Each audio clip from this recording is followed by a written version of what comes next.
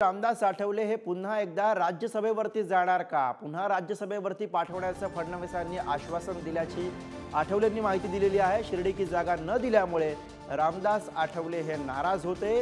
राज्यामध्ये कॅबिनेट मंत्रिपदासाठी सुद्धा आठवले प्रयत्न करणार आहेत। रामदास आठवले यांनी दिलेली महत्त्वाची माहिती।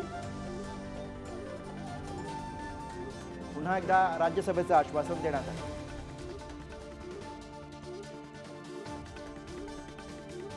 रिपब्लिकन पक्षाला पुढचे जे माझे 2026 मध्ये माझी राज्यसभा संपते ती कंटिन्यू करण्याचे आश्वासन दिलेलं आहे। त्याचबरोबर केंद्रामध्ये आपल्याला राज्यमंत्रीपद आहेच आहे, पण केंद्रामध्ये कॅबिनेट मंत्रिपदासाठी मी प्रयत्न करणार असे त्यांनी सांगितलेलं आहे।